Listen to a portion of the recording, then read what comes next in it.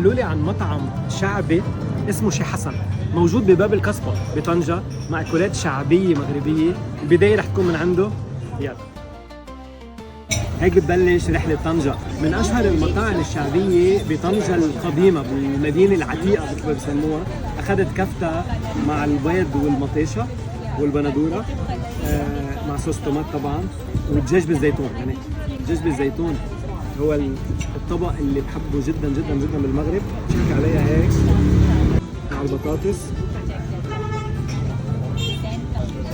هيدا كفتة بندورة وبيض مع شوية زيتون هيك. ورحلة طنجة هيك بتبلش. أخي حمزة، الصحة والعافية حبيبي. يعني أنا بالمغرب رح يصير معي أتاي بالدم.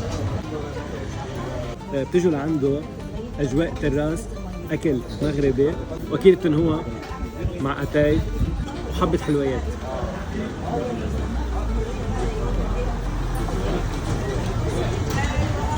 وهيدي طنجة.